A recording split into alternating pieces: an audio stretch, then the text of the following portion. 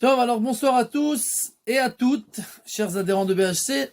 Aujourd'hui, on va parler d'un sujet qui a trait à la paracha de la semaine, mais aussi à la période dans laquelle nous trouvons, c'est-à-dire la période du Homer, où nous devons tous nous renforcer dans la mitzvah de Ve'avta l'ereacha kamocha, tu aimeras ton prochain comme toi-même, puisque nous sommes tous en deuil jusqu'à l'Ag BaOmer, puisque les élèves de Rabbi Akiva n'ont pas montré du respect les uns pour les autres. Et nous devons réparer cette faute. Bien entendu, c'est une faute qu'on ne peut pas vraiment comprendre à notre niveau, mais si nos sages nous ont écrit ça de cette manière, alors déjà nous à notre niveau, nous devons tout faire pour nous relier à l'ensemble du peuple juif. Et aujourd'hui, on va essayer de comprendre une toute autre dimension de ce que c'est le peuple juif, la communauté d'Israël, le tzibour, etc. On raconte qu'une fois, il y avait deux amis qui venaient tous les jours à un bar et ils fumaient ensemble. Et un jour, un des deux a été arrêté pour telle ou telle raison. Et son copain a continué à venir dans ce bar-là. Et il a commencé à fumer tous les jours 2 cigarettes. En souvenir de son ami qui ne pouvait pas fumer dans la prison. Donc il fumait à sa place 2 cigarettes. Et bien entendu, Kol Israël Arevim Zelazé. Donc il voulait qu'il soit avec son ami dans la pensée. Donc il fumait à sa place. Un jour, le propriétaire du bar, il le voit, qui fume une seule cigarette. Alors il s'approche de lui, il dit je suis désolé, je comprends qu'il s'est passé quelque chose avec votre ami. Alors il lui dit non, pourquoi? Il dit parce que je vois que tu fumes une seule cigarette. Elle dit non, ça c'est moi qui ai arrêté de fumer. Donc lui il a arrêté de fumer, donc il fume maintenant que pour son copain. Et il y a le fait d'être ensemble, c'est pas pour faire des bêtises, et c'est dans le passouk qui apparaît dans la paracha de la semaine, Ve'lo techalelu et shem kodshi, ve'nigdashti betor bnei Israël, ani Hashem mekadishrem. Ve'nigdashti betor bnei Israël, je vais me sanctifier dans le peuple juif. Et la Gemara dans Masechet Brachot, page 21, nous dit que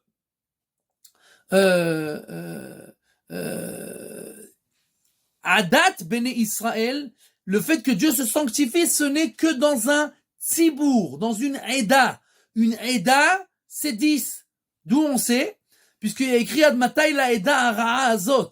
Quand Moshe Rabbeinu a envoyé les explorateurs, alors ils étaient bien entendu 12 contre les 12 tribus, il y avait un explorateur de chaque tribu, et quand ils reviennent, ils parlent de la médisance sur Eret Israël, sauf Yoshua et Kalev.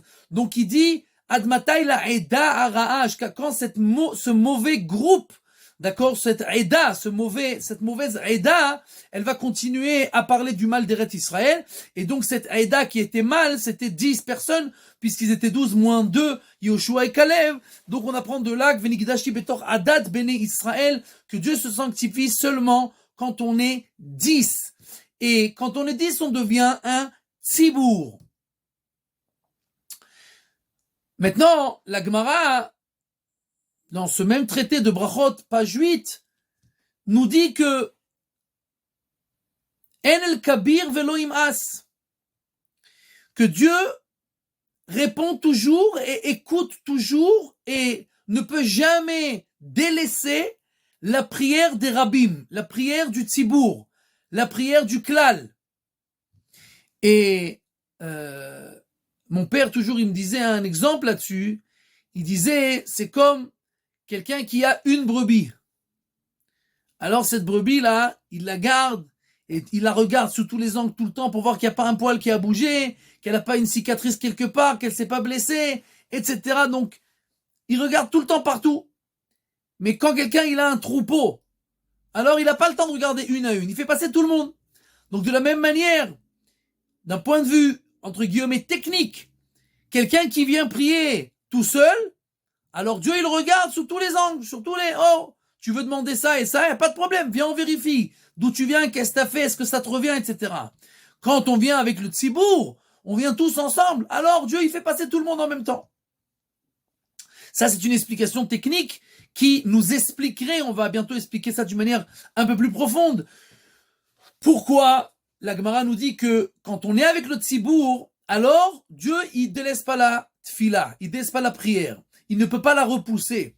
Et d'abord, ça vaut le coup parce que on a tout le temps quoi demander à Kadosh Baruch Hu. On doit tout le temps prier pour tout ce qui nous arrive.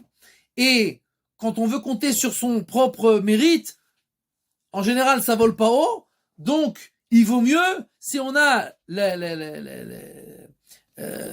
haftacha, la promesse que seulement avec le tzibour tout passe.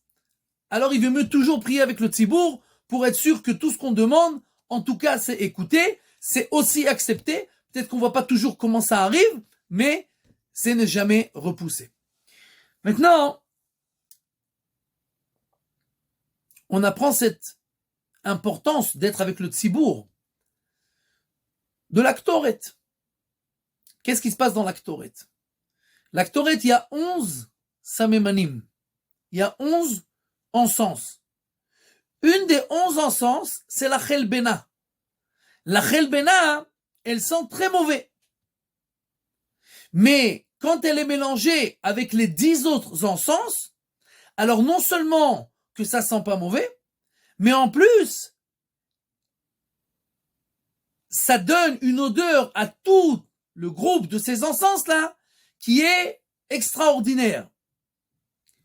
Et non seulement ça, mais c'est que nous savons tous que quelqu'un qui, quand on voulait préparer l'encens du Beit Hamikdash, la Ktoret, alors on devait faire exactement comme c'est écrit dans la Torah. Et si on oublie ou on ne met pas un des samemanim, une des encens, un des particules qui doivent faire cet encens-là, alors il est chayav karet.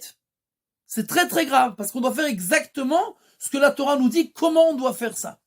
Et donc, la chelbena, elle fait partie intégrante de l'Aktoret. Et donc, quand quelqu'un, il est un mécréant, comment tu viens prier? Oui, ça passe pas. Mais quand il est avec le klal, quand il est avec tout le monde, alors, ça passe. Et comment on appelle, nous, quand on prie, avant de commencer la prière? On fait Amincha, Ashrei Yoshvei Betecha, etc. Après qu'on a fini Ashrei, qu'est-ce qu'on dit? Tikon tefilati ketoret lefanecha. Que ma prière, elle soit comme la ktoret, comme l'encens. Pourquoi on dit ça? Maintenant qu'on a expliqué ça, nous, on commence à comprendre pourquoi on dit ça. Souvent, on prie et on comprend rien du tout pourquoi on prie, qu'est-ce qu'on prie et c'est quoi les phrases et les psaumes qu'on dit, pourquoi les uns ils sont après les autres et c'est quoi la signification. Et là, on commence à comprendre un peu pourquoi on avance ça avant d'ouvrir la bouche. Hashem Sfatay Tiptar, Dieu ouvre ma bouche pour que je puisse prier devant toi et te demander ça et ça et ça et ça. Comment je peux oser ouvrir ma bouche? Ça, on le dit qu'en tzibour. Si quelqu'un il est tout seul, il dit pas ça. Il prie directement la Hamida. Mais quand on prie en tzibour avec la communauté, alors on dit cette phrase-là qui veut dire que ma prière soit comme la ktoret, comme l'encens. Et d'après ce qu'on vient d'expliquer, comme la ktoret, même la chelbena, elle passe et elle rentre avec, alors la prière aussi, tout passe quand on est avec le tzibour. Maintenant, ok, ça, c'est ce que nous disent nos sages. Maintenant, pourquoi? C'est quoi la force du tzibour? Qu'est-ce qu'il y a de tellement spécial dans le tzibour? Alors, il y a une machloket, une divergence dans Masechet Kiddushin, page 36. Comment nous sommes considérés aux yeux d'Akadosh Baruch Hu? Il y a une divergence entre Rabbi Meir et Rabbi Yehuda. Rabbi Yehuda nous dit que quand on fait la volonté divine, on est appelé les enfants d'Akadosh Baruch Hu. Quand on ne fait pas la volonté divine, alors on est appelé Avadim, les esclaves d'Akadosh Baruch Hu. Rabbi Meir, il dit, ben kach ou ben kach, qu'on se comporte bien ou qu'on se comporte pas bien, qu'on fasse la volonté divine ou pas, on est toujours appelé les enfants d'Akadosh Baruch Hu. Comme il y a écrit dans le verset, Banim mashritim zera mereim. Les enfants impies. Donc on est appelé banim, on est appelé les enfants d'Akadosh Baruch Hu, même quand on est mashritim. Même quand on est des impies, on est encore appelé dans le verset les enfants d'Akadosh Baruch Hu. Maintenant, un petit problème. Pourquoi le petit problème? C'est qu'en général, quand on a une divergence entre Rabbi Meir et Rabbi Yehuda, la halakha, elle est comme Rabbi Yehuda. Et ça voudrait dire que si on se comporte mal, alors on serait considéré comme des esclaves devant Akadosh Baruch Hu. Et un esclave, des fois, le roi, il peut lui couper la tête, ou il peut s'énerver, mais un fils, c'est beaucoup plus compliqué. En général, le cœur y est, et c'est impossible de s'énerver trop contre lui. Et donc, si la halakha est comme Rabbi Yehuda, on a un problème. Le Ran, Rabbeinu Nissim, un des Rishonim, il y a environ 1000 ans, 900 ans, nous dit que là, la halakha, elle est comme Rabbi Meir. Et il explique comment c'est possible qu'on soit appelé des banim tout le temps. Alors il dit la chose suivante. Bien que quelqu'un, dans son essence, sa personnalité, son entité personnelle, il n'est pas apte à être appelé le fils d'Akadosh Baruch Hu, quand il est avec toute la communauté, alors il peut être appelé le fils d'Akadosh Baruch Hu. Et il dit c'est comme la Ktoret. Comme ça il explique. Il dit c'est comme la Ktoret. Et en fait, qu'est-ce qui est écrit dans le pasuk? Banim atem l'Hashem Elokechem. Vous êtes les enfants d'Akadosh Baruch Hu. C'est-à-dire que seulement quand vous êtes tous ensemble, vous êtes les enfants. Je ne sais pas si vous comprenez ce qu'on est en train de dire. La divergence entre Rabbi Meir et Rabbi Yehuda, ça sort d'après le Ran, que quand est-ce qu'on est appelé Banim? Quand on est Banim Atem. Quand vous êtes ensemble, alors vous êtes les Banim. Et donc Dieu ne peut pas s'énerver. Et donc comme un père ne peut pas refuser la demande de son fils, alors Dieu ne peut pas refuser la prière des Banim, des enfants. Mais quel Banim? Pas quand on fait la volonté divine tout seul. Et la Banim Atem, vous, ensemble, vous êtes appelés les enfants d'Akadosh Baruch Hu, et alors la prière ne peut pas être poussée. En fait, qu'est-ce qui se passe? On est en train de découvrir un grand secret de la Yahadout, du judaïsme. Il y a une grande question. Quand il y a 10 juifs, est-ce qu'on a maintenant 10 particuliers qui deviennent un tzibour, c'est-à-dire un tzibour qui est fait de 10 particuliers, ou alors on a une nouvelle réalité qui s'appelle tzibour. C'est-à-dire que ce n'est pas 10 particuliers, c'est une nouvelle entité. Si on devait donner un exemple pour expliquer un peu c'est quoi la différence, c'est comme si je prends par exemple un sac avec 10 oranges. Alors maintenant j'ai un sac qui est une entité, mais c'est un sac qui est fait avec quoi? 10 oranges, 10 pratim, 10 détails. J'ai 10 détails qui deviennent une entité. Mais c'est une entité qui est faite de 10 détails. Mais si par exemple je prends 10 fois 10 millilitres d'eau, ou 10 millilitres d'eau, 10 millilitres de coca, 10 millilitres de vin, etc., et je les mélange et je fais 1 litre dans une bouteille, est-ce que j'ai une entité qui est 10 fois c'est 10 détails? Non. Tout est devenu autre chose complètement. C'est maintenant une bouteille où il y a une nouvelle réalité qui n'est pas faite de détails, mais tous les détails ont fusionné en une nouvelle réalité qui n'a plus rien à voir avec les détails qui étaient avant.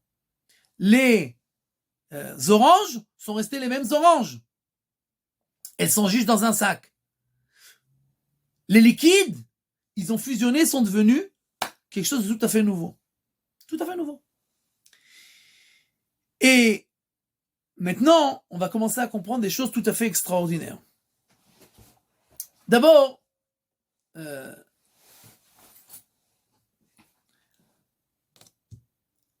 y a une Gemara dans Masechet Zvachim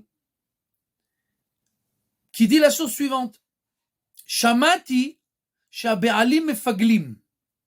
C'est-à-dire que Rabbi Elazar ben Rabbi Yossi, il dit, quand on amène un sacrifice, on amène un sacrifice. Il y a un interdit qui s'appelle pigoul. C'est quoi pigoul? Le Kohen qui fait le sacrifice, si il a une mauvaise pensée pendant l'abattage rituel ou pendant un des actes qu'il doit faire jusqu'à qu'il amène le sang sur l'autel, si il a une pensée de manger le korban, le sacrifice, pas dans son temps, c'est-à-dire pas le temps que la Torah a dit qu'on doit le manger, alors le korban, il est pasoul. Il est inacceptable, il doit ramener un autre korban. Maintenant, la Gemara nous dit que pas seulement le Kohen peut rendre le korban inadéquat quand il pense quelque chose de mauvais, mais le Béalim, le propriétaire du korban, celui qui a amené le sacrifice, quand le Kohen il travaille, si lui il pense quelque chose de mauvais, il peut aussi transformer le sacrifice en adéquat. Ça, c'est ce que la Gemara elle dit. Rabbeinu Yosef Engil, un des plus grands achronim, pose une question grave. Il dit, si c'est comme ça, on a un grand problème. Nous savons que tous les jours, il y avait 2 sacrifices. Un, Korban Atamid Shel Shachar, un, Korban Atamid Shel Ben Arbaim. Maintenant, c'est des korbanot tzibour, qui sont de tout le peuple juif. Dans le peuple juif, il y a des impies, il y a des renégats, il y a des gens qui ne veulent pas ce korban. Il y a des gens qui ont des mauvaises pensées sur ce korban. Si nous disons que pas seulement le Kohen peut rendre le sacrifice inadéquat, mais le propriétaire aussi, vu que le korban atamid, que l'on offrait tous les jours sur l'autel, il était le korban de tout le peuple juif, alors n'importe quel juif peut rendre le korban inadéquat. Et comment c'est possible? Comment on peut accepter une chose pareille que n'importe quel juif pourrait transformer le korban en pasoul? Et Rabbi Yosef Engil, il dit, d'après ce qu'on vient d'expliquer, c'est tout à fait extraordinaire.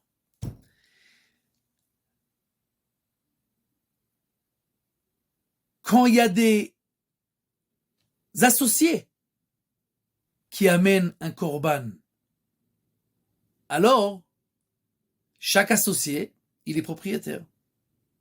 Et chaque associé, il peut rendre le korban, le sacrifice, inadéquat. Mais ça, c'est des associés qui sont des particuliers ensemble. Le peuple juif, d'après ce qu'on vient d'expliquer, ce ne sont pas des millions d'associés. Après qu'ils sont 10, c'est une autre entité complètement. Ils sont quelque chose de tout à fait nouveau. C'est pas que chacun a sa particularité, chacun est quelqu'un à part entière. Non. Tout le monde disparaît et s'annule et devient une entité qui s'appelle Klal Israël.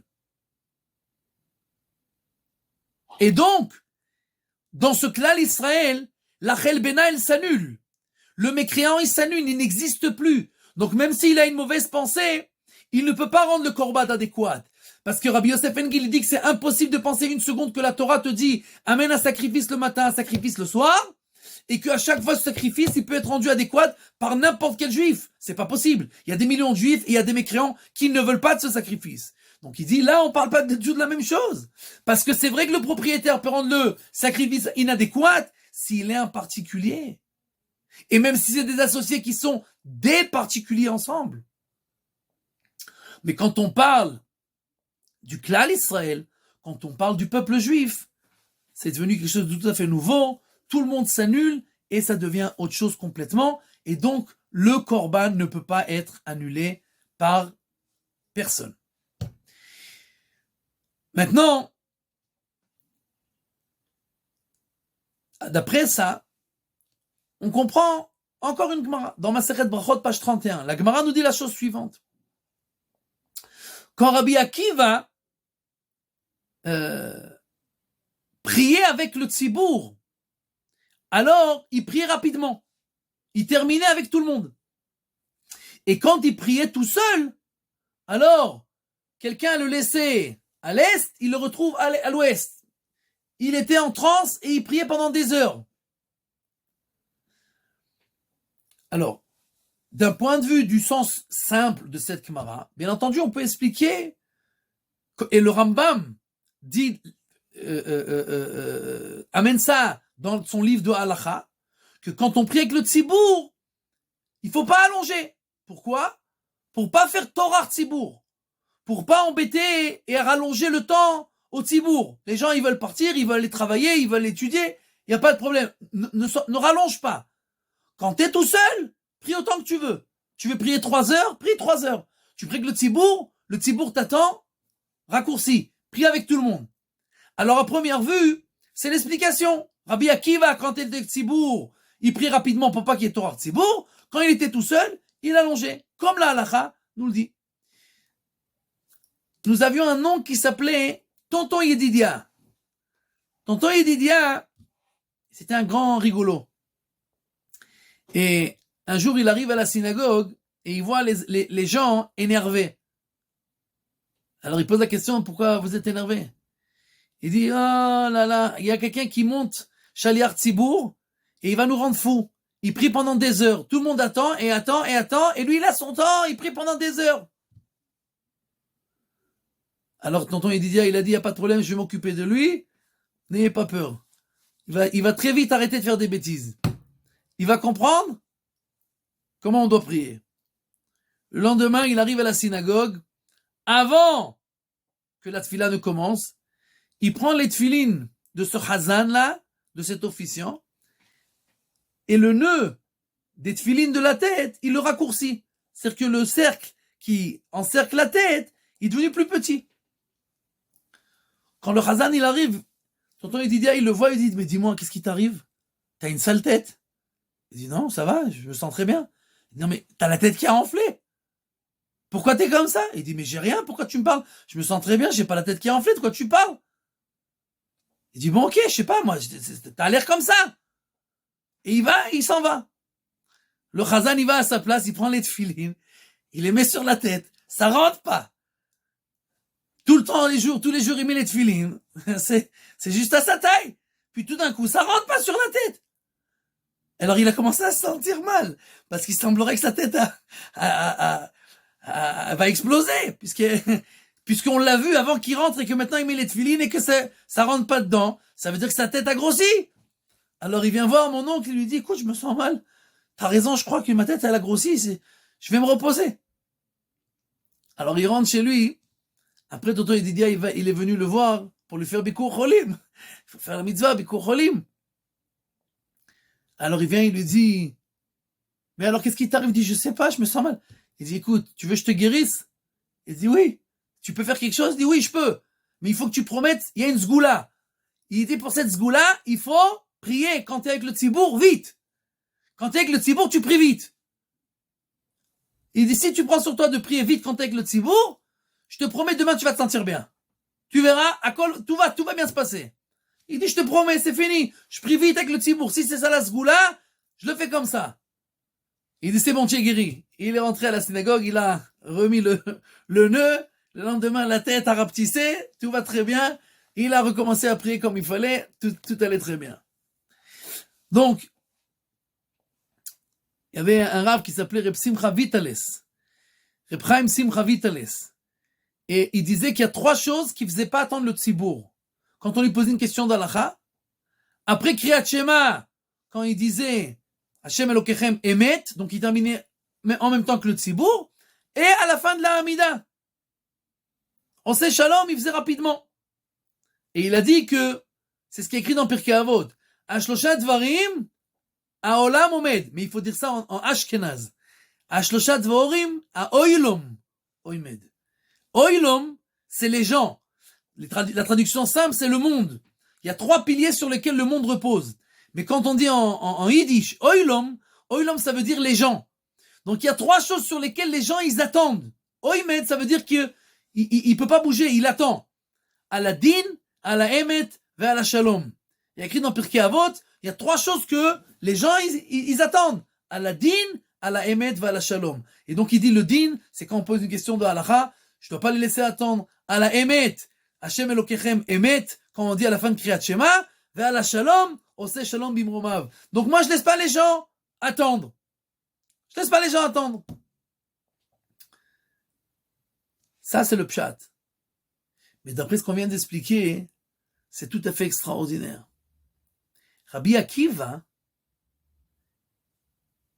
quand il priait avec le tzibour, il priait vite, pas parce qu'il voulait pas faire Torah tzibour. C'est vrai aussi, c'est ça l'halakha. Mais il y a quelque chose de beaucoup plus profond.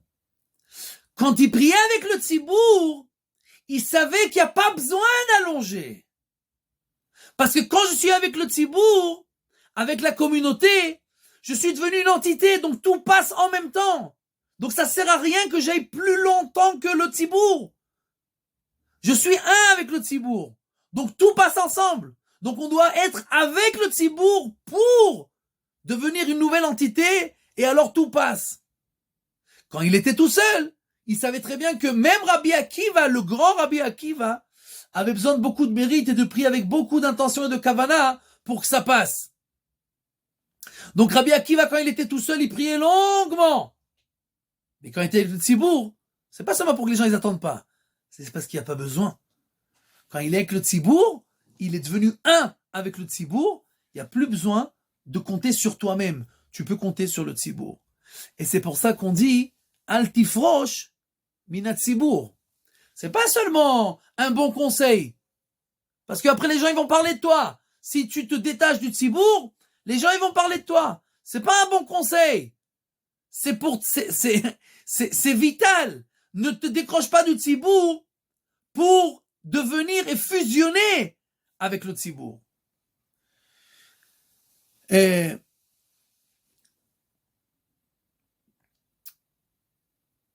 nous disons encore dans Pirkei Avot, כל העמלים עם הציבור יהיו עמלים עמהם לשם שמיים. Tous ceux qui travaillent avec le tzibour, ils doivent faire ça לשם שמיים. Pourquoi? Parce que souvent, quand on travaille avec le tzibour, alors on a moins de temps pour soi-même, on ne peut pas faire les mitzvot tout comme il faut, et je vais vous donner une explication tout à fait extraordinaire du Khatam Sofer. Dans l'introduction, dans son shoot, sa responsa, la deuxième partie, il écrit la chose suivante. Il écrit que Avraham Avinu, quand Dieu a voulu détruire Sodome et Gomorrhe, alors Akadosh Baruch Hu dit Amechase ani me Avraham davar asher ani oseh. Est-ce que je peux cacher d'Avraham ce que je vais faire? Mais je sais très bien que Avraham va aider les gens et influencer et éduquer ses enfants qui font la Torah et les mitzvot. Est-ce que je peux lui cacher? Et alors il lui dit, sache que je vais détruire Sodome et Gomorrhe. Le Khatam Sofer, il pose une question, il dit, je comprends pas. C'est quoi cette histoire à dormir debout là? Est-ce que je peux cacher d'Avraham? Écoute, t'es Dieu, tu fais ce que tu veux. Tu veux cacher, tu caches, tu veux pas, tu caches pas. Bon, première question. Deuxième question. Après que Dieu, entre guillemets, a décidé de dévoiler ses projets à Abraham, alors il nous explique à nous. Non mais sache, je vais pas le dévoiler pour rien. Les Ma'an Asher Etzavet Banav et Beno Acharav, c'est parce qu'il fait il influence sur les gens et il éduque les prochaines générations. C'est pour ça que je le dévoile. Mais je comprends pas, il dit le Khatam Sofer. Tu veux dévoiler Abraham, tu fais ce que tu veux. T'as pas besoin de nous donner des explications. Depuis quand Dieu nous donne des explications? Alors il dit le Khatam Sofer extraordinaire, tout à fait extraordinaire. Il dit le Khatam Sofer que Dieu vient nous dévoiler un grand secret. Il dit, sache, j'aurais dû cacher à Abraham. Avec qui Dieu il parle? Avec les prophètes. C'est qui les prophètes? Des gens qui sont très très très proches d'Akadosh Baruch Hu, qui se sont élevés spirituellement énormément encore et encore et encore et encore. Je crois qu'ils sont tellement proches d'Akadosh Baruch Hu que Dieu peut leur parler.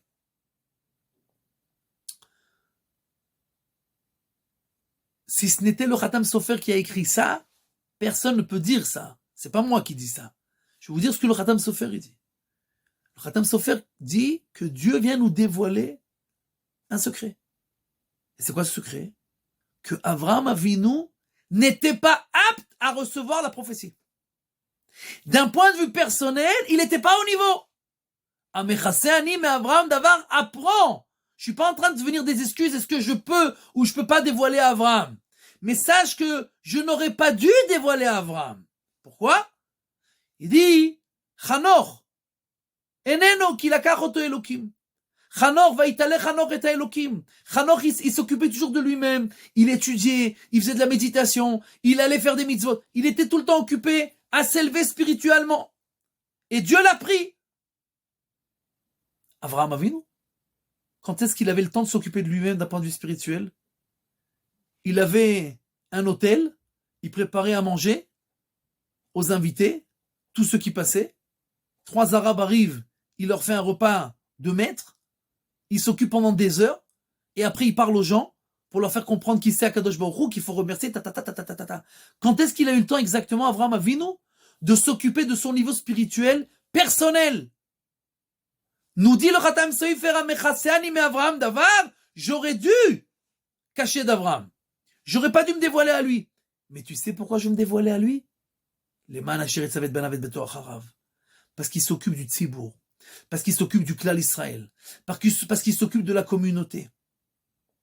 Et nous dit le Khatam Sofer que Dieu nous dévoile un secret. Que quelqu'un qui s'occupe de la communauté, alors, même si d'un point de vue de sa personnalité, de son entité personnelle, il n'est pas à un certain niveau, Dieu lui donne tous les niveaux par le mérite du tzibour, par le mérite du klal. Donc,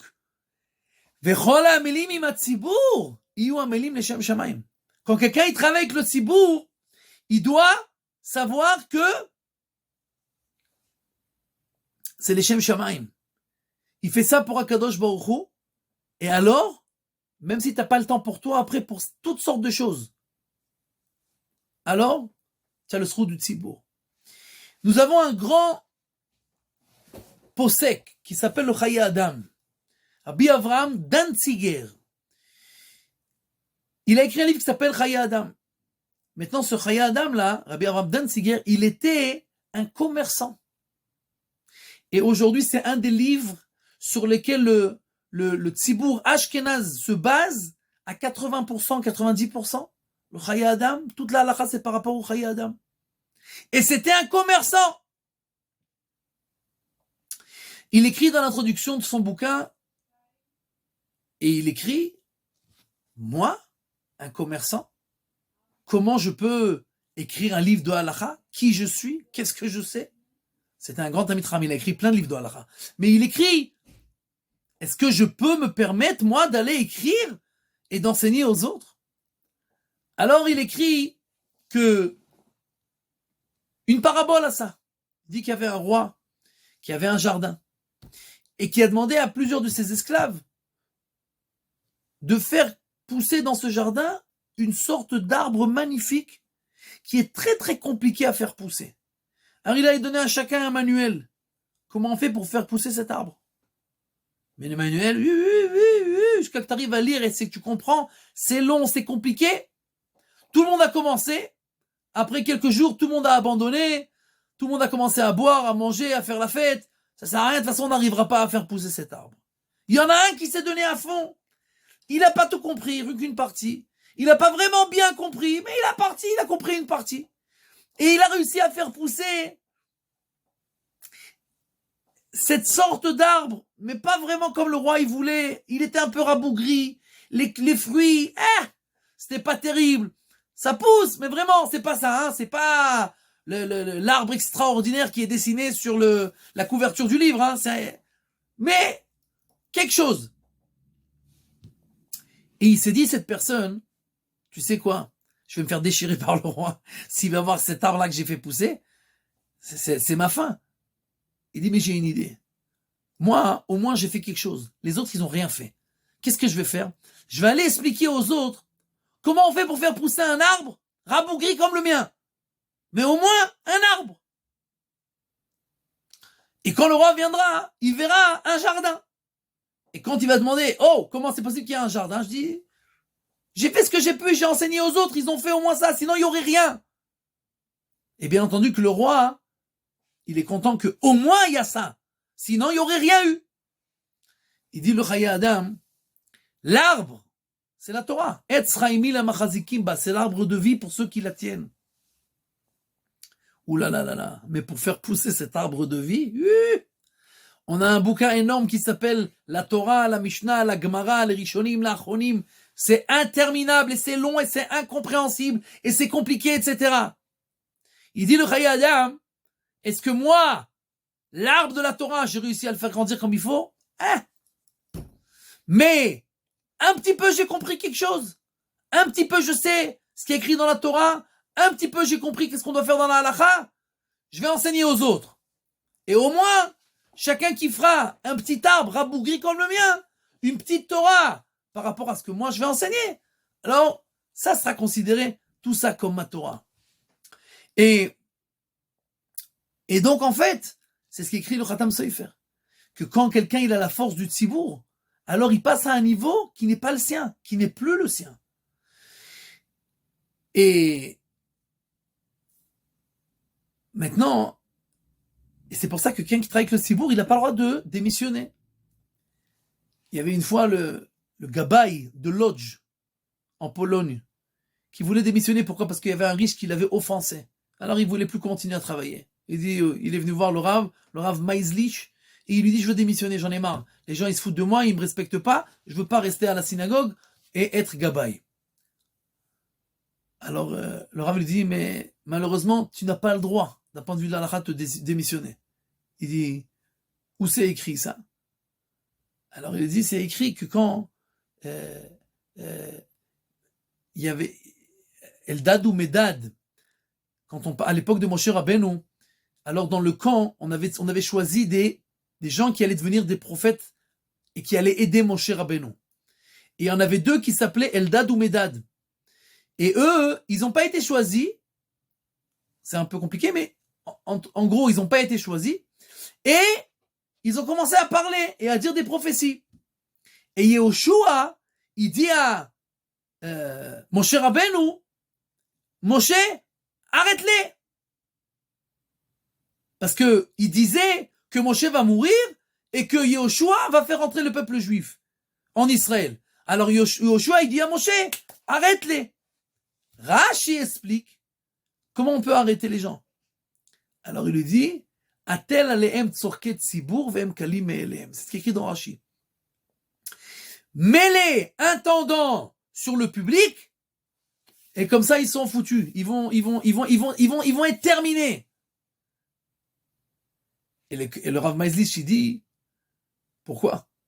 Il peut les mettre intendants sur le tzibour, sur le public, et dès qu'ils en auront marre, ils démissionnent. Et alors ils pourront commencer à continuer à dire ce qu'ils veulent. De là on voit que tu peux pas démissionner. Et c'est ce qu'il dit Yoshua à Moshe.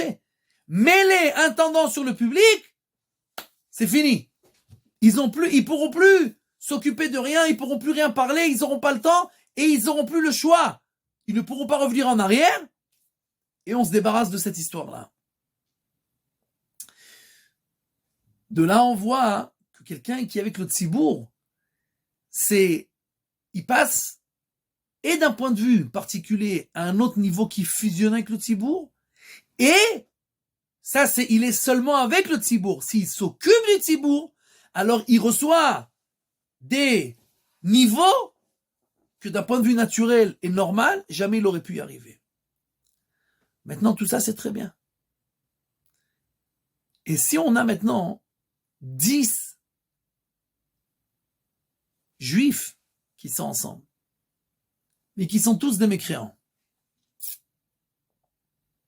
on a dit que quand on est avec le tzibour et qu'on est tous accrochés ensemble, alors on devient une nouvelle entité, et même si j'ai des averot, eh ben elle s'efface dans le klal, elle s'efface dans le tzibour. Et si on est 10 mécréants, alors si on est 10 mécréants, sur ça, nos sages ont dit dans Masechet Sanhedrin, Kesher Reshaim eno mina minyan. Des mécréants qui se mettent ensemble, c'est pas un kesher, c'est pas une alliance, c'est pas un assemblement. Parce que les mécréants, ils se mettent ensemble que pour intérêt. Quand on se met avec le tzibour, même si moi je suis pas quelqu'un qui ait des mérites, mais je veux être avec le tzibour, parce que je comprends la madriga du tzibour, alors j'utilise entre guillemets le tzibour pour m'effacer. Mais comme les Rechaim, ils utilisent les gens pour eux-mêmes, alors Kesher Rechaim eno mina minyan, ils font pas partie du minyan. Quand ils sont un minyan entre eux, quand il est avec le minyan, alors c'est pour ça que maintenant vous allez comprendre extraordinaire. On a dit que la tefila, c'est comme l'actoret. Opa. L'actoret, on a dit qu'il y a la chelbena. La chelbena, il y a une mauvaise odeur. Mais combien il y a d'encens dans l'actoret? 11. La chelbena, c'est la 11e. Il y en a 10 qui sont le minyan. Après qu'il y a ce minyan, toi, tu peux te rajouter avec. Si c'était 10 qui étaient la chelbena, ça marcherait pas. La tefila, c'est comme l'actoret. Il y en a 10. Venigdashti betor bnei Israël. Kol asara shrin tasharia. Toutes 10 personnes qui sont ensemble, alors la Gemara dit dans Sanhedrin, la shrina elle descend. Donc quand la shrina elle descend, alors tout s'annule. Et même le 11e qui est un mécréant, qui rentre avec, il s'annule aussi. Si tous c'est des mécréants, ça tient pas la route parce que la shrina, elle descendra pas. Et maintenant, en fait, on comprend comment ça se passe, comment cette fusion-là, elle se passe. Kol be'asara shrin tasharia. À chaque fois qu'il y a 10 juifs, la shrina, l'essence divine, elle descend et elle se met sur ce groupe-là. La parabole que nous donne le Baal HaTanya, dans le 33e chapitre, nous explique un peu cette chose-là. Le soleil, il éclaire. Et il y a des rayons de soleil partout. Des millions de rayons de soleil. Chaque rayon est un rayon. Mais quand on remonte, quand on voit des photos, par exemple, du soleil filmé proche du soleil, en dehors du globe terrestre, on ne voit pas de rayons de soleil. On voit tout le soleil qui est une boule de feu extraordinaire. Et en fait, tous les rayons de soleil, quand on est à côté du soleil, elles s'annulent dans le soleil. Plus on s'éloigne, et plus on peut voir ces rayons du soleil. Quand on est proche du soleil, tous les rayons s'annulent. Exactement la même chose. Quand on est loin d'Akadosh Baruch Hu, alors chacun est pour soi. Mais quand la shrina, elle descend sur ces 10 personnes, alors tous ces 10, ils s'annulent. Ils deviennent comme ces rayons de soleil qui rentrent dans le corps du soleil, qui s'annulent, on ne les voit plus. Ils sont annulés devant le soleil, exactement de la même manière. Ces 10 qui sont le tzibour, ils s'annulent devant la shrina qui descend sur eux. Et donc, en fait, c'est pas, encore une fois, c'est pas 10 personnes, 10 particuliers ensemble, c'est 10 qui deviennent une nouvelle entité qui est complètement annulée. Et bien entendu, tout est passable maintenant devant un Kadosh Baruch Hu, puisqu'ils sont devenus eux-mêmes un avec la Shrina. Maintenant, on commence à comprendre ce qu'on prie tous les jours, chaque prière. On dit avant chaque prière, לשם ייחוד קודשה ברכו שכינתה בתחילו וכימו ותחילו ליחידה שלהם בשם כל ישראל. הנה אנחנו באים. בשם כל ישראל, הנה אנחנו באים. Au nom du klal Israël, nous venons prier. Mais dis-moi, quelqu'un t'a nommé envoyé du peuple juif pour que tu dises au nom du peuple juif? Au nom du clan Israël? Et à part ça, voilà, on va commencer la prière. Quel rapport? Maintenant, on commence à comprendre. Si on veut prier tout seul, ta prière, elle vaut pratiquement rien. T'as aucune chance. Même Rabbi Akiva est prié pendant des heures pour que sa prière soit acceptée. Donc nous venons, Beshem Kol Israël. Je ne suis pas un dans le Tzibour. Je suis le Tzibour. C'est pas moi qui viens prier en tant qu'entité, en tant que personne particulière. Je viens au nom du Tzibour, parce que moi je suis une partie du Tzibour. Et c'est pour ça, c'est pour ça que je peux prier. Parce que je m'annule. Et je ne suis pas une personne, je suis Klal Israël. Je ne dis pas que je suis une partie du Klal Israël. Je ne dis pas que je suis un particulier dans le Klal Israël. Je suis, avec ceux qui sont autour de moi, le Klal Israël. Et c'est pour ça que, maintenant, je peux prier et demander ce que je veux. Et c'est ce que nos sages ont dit. En el kabir velo imas, que quand le tzibour prie, alors Akadosh Baruch Hu, il peut pas refuser la prière.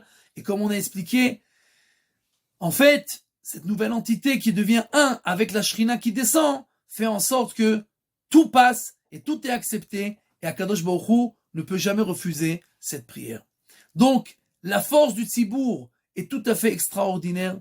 C'est tout à fait quelque chose de nouveau. C'est une fusion, c'est une symbiose qui est tout à fait extraordinaire, qui transforme la personne en une autre dimension, qui peut lui donner la possibilité d'atteindre des niveaux qui ne sont pas à son niveau. Alors il faudrait être complètement fou pour laisser cette occasion extraordinaire passer. Et nous devons à chaque fois que nous avons la possibilité de prier en Tzibour, alors bien entendu de prier avec la communauté, de faire nos actions, de travailler avec le Tzibour, de s'occuper du Tzibour. Celui qui peut s'occuper du Tzibour, alors encore plus son mérite est extraordinaire. Et tout ça, c'est un cadeau que Dieu nous donne de pouvoir nous métamorphoser en quelque chose d'autre et de devenir un avec lui. Voilà pour l'idée de la Sfirat HaOmer, où nous devons tous nous aimer, nous respecter, nous rapprocher les uns des autres. Quand on comprend cela, on comprend que même les mécréants, même ceux qui sont loin, ce sont une partie de cette symbiose, de ce Klal Israël, et que nous avons tous tout intérêt à faire tout pour que tout ce Klal Israël soit ensemble, pour que la Shrina puisse être tout le temps sur nous, et que nous puissions arriver à toutes les choses sur lesquelles nous avons parlé dans ce cours-là. Voilà pour aujourd'hui. Question?